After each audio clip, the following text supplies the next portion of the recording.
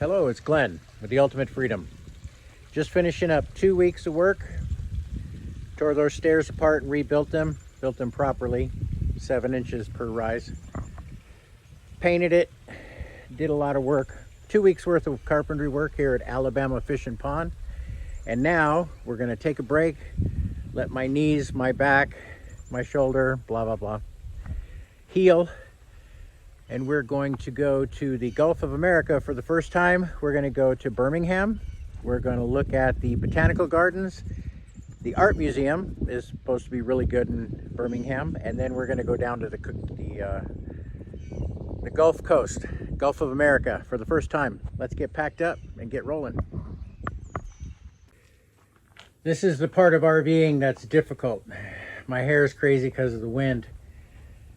Fortunately, my sister and brother-in-law letting me put my truck inside this barn.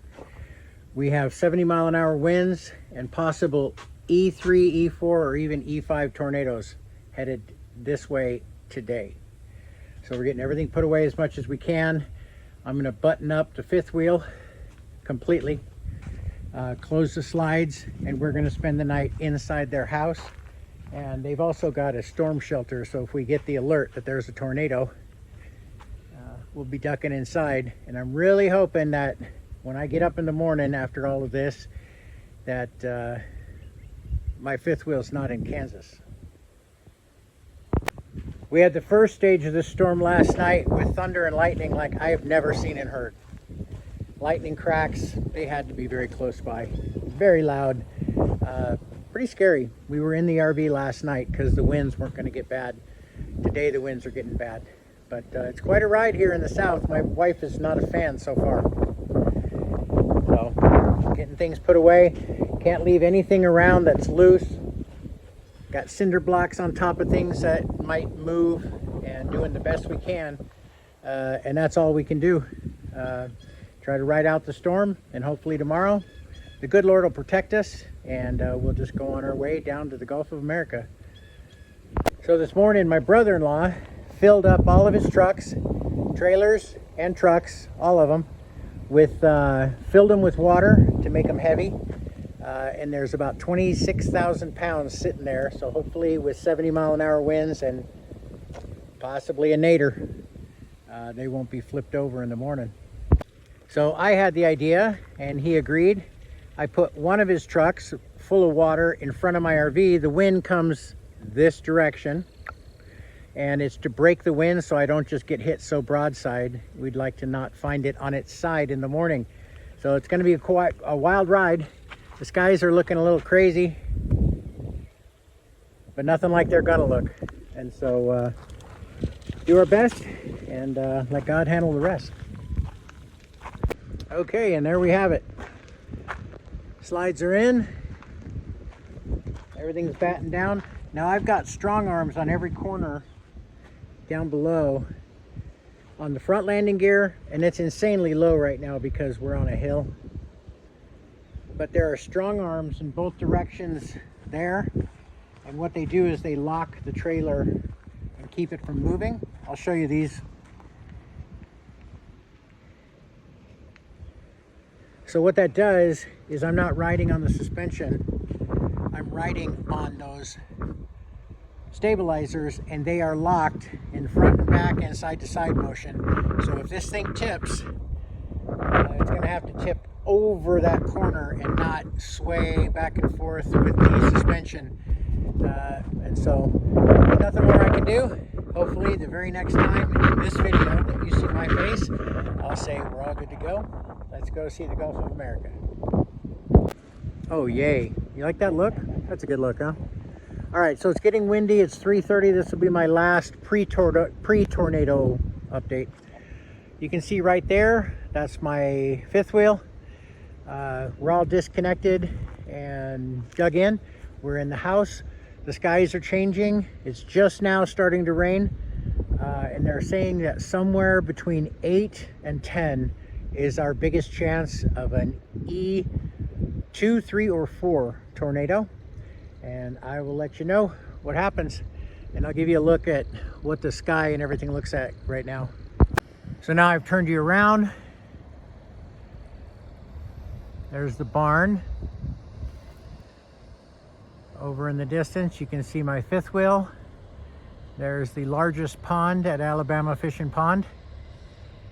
And there's the skies. Now, if I hold still with the trees, maybe you can see the clouds moving. So they're moving right along. I don't know if you can tell from my iPhone, but they are moving. So, here we go, into the night. We made it. We made it through the storm. There were, in several states in the south, somewhere between 30 and 40 tornadoes touched down, and unfortunately there was loss of life, somewhere in the 30s. Our prayers are with the people that are suffering today, who have lost property and who've lost loved ones.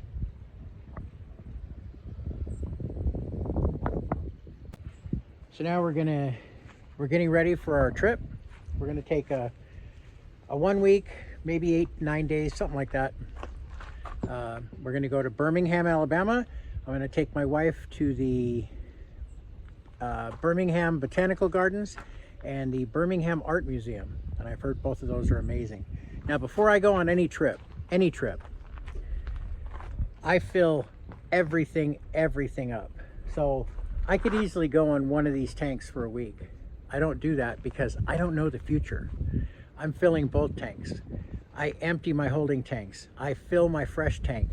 I leave completely ready for whatever's coming my way because I don't know the future. And anything could happen at any time in this crazy world. And because that is my absolute system, it's not negotiable. When we were in the motorhome, when we were 2 years into full timing, the motorhome broke down. Well, the day that it broke down, I was moving less than 2 hours away to just campground to campground. But I will not move without emptying the holding tanks, filling the fresh tanks. And because I did that, when we broke down, we were stranded for 4 days before we could get towing and get to a garage that could fix our problem. And because we were ready, we were able to be right there, safely boondocking in that spot until we got to the place where we needed to be. So it's not negotiable for us. Propane's full, water's full, gray is empty, black is empty. Truck completely full of fuel every time we start a trip. So here we go, tripping through Sweet Home, Alabama. Next stop is going to be, oh, I forgot the name of it. It's a state park. I'll tell you in the next segment. A state park just outside of Birmingham that looks just beautiful, and it was $40 a night. And the reason I booked it is because we're going to be leaving the fifth wheel and going someplace all day and coming back, and I didn't want to use a Harvest Host or Boondocker's Welcome and leave the fifth wheel. I wanted to be in a little more secure location.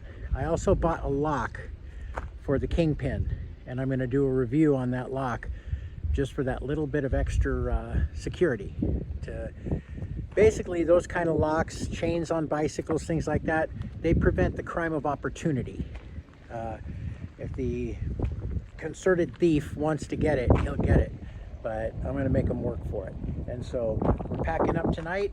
Check-in is tomorrow in Birmingham at the state park we're going to go to. And I'll give you the name of it, and we'll show it to you when we get there. Well, it's a beautiful morning. Good morning. And today is my favorite day, travel day. We're going to Oak Mountain State Park just outside of Birmingham, Alabama today. Basically from Guntersville down to Birmingham. We're going to connect and hit the road. I love travel days. I really love them.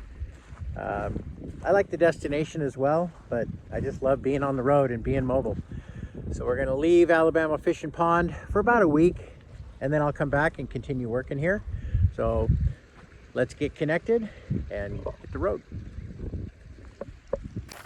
So, in keeping with my absolute nothing to decide here policy every single time of filling the fresh tank and emptying, that's what I'm doing right now.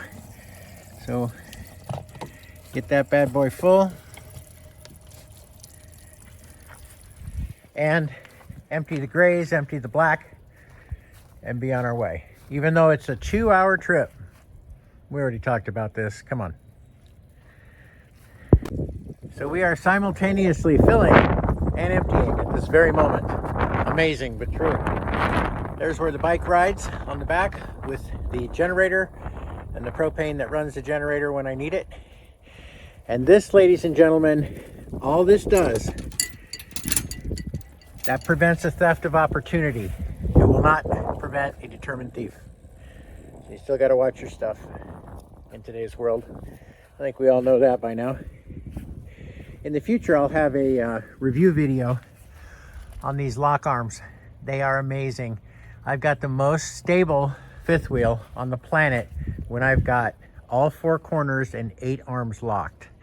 This thing does not move because my wife doesn't like movement when we're standing still. Do the things she likes, guys, if you want her to go RVing with you. If it's important to her, make it important to you.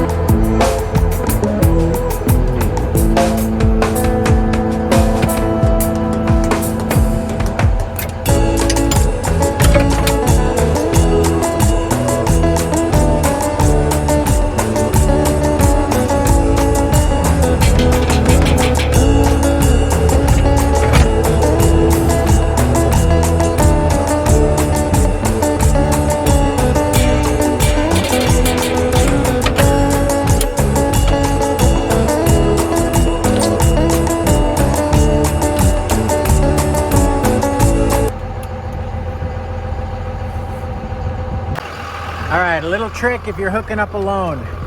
Turn your flashers on if you want to check your brake lights, and if your flashers are on, about 99% sure your brake lights will work. It's the same circuit. So I've got flashers on both sides. Little trick to check it when you're alone.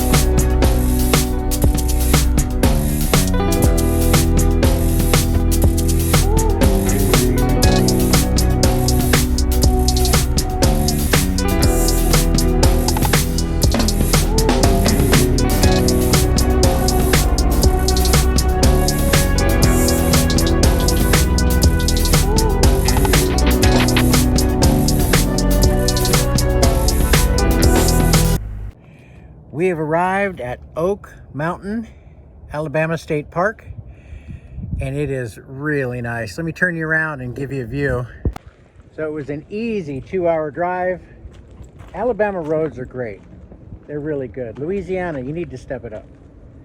So because it's spring break and I didn't know that, the park is full at the campground, so they put us in the equestrian side, which is really good because it's really chill and very quiet. I don't have any problem at all driving away from my rig, going and looking at museums and botanical gardens, and check out this place. It's just gorgeous. So this is the equestrian campground. And again, it's spring break. So I'm doing a slow 360 all the way around. And we're back. So I've just pulled in, got disconnected from Rambo, the Forever truck, who did a great job hauling us up here. And now I'm gonna finish getting set up, and then we're free to ride around our electric bikes, electric scooter. And the next couple days, we'll go see some attractions in Birmingham. There's already some horses over there. But this park's really nice. Yeah, and it was like military discount and senior discount. It came to like $41 a night for full hookups. And that's a pretty good deal. Okay, if you're gonna watch the channel of a certified RV repair tech, you should be getting tips and tricks all the time. And so here's today's 50 amp plug. Okay, this is my surge protector. It's a 50 amp plug. See how big and wide those blades are? Lots of connection. The 30 amp plug for my rig, because it's actually a 30 amp rig, these little plugs, okay, that's your hot right there. That's the hot. It's so small, you pull 30 amps through that, you can melt this thing if it's dirty, this plug, or if these guys are dirty, and they're always dirty. So what I do to avoid that is, that's my adapter, 30 to 50. I know it's clean. I know my plug is clean. So my plug, my adapter, clean as they could be, big 50 amp plugs. Always use the 50 amp power on your 30 amp rig every time you can. And you will not melt your plug. There's today's tip. You're welcome. Power's on. Power's good. Okay, so now on a setup that is unique to me, I have a mini split that goes into the bedroom upstairs. And this, I have run the mini split completely separate. It is not part of the circuitry of the RV. And I can plug it in over there and not be on my 30 amps coming out of that post. Now there is a problem with that sometimes, and that's these GFIs. That's a GFI plug. Sometimes they just won't run anything. They just pop all the time. So to avoid that, I can plug into my own rig. Plenty of juice. I'm plugged into 50 amps. My breakers are 30 amps. I plug it in here. And now my wife's got, in the front bedroom, she's got heat and air conditioning and dehumidifier ready to go.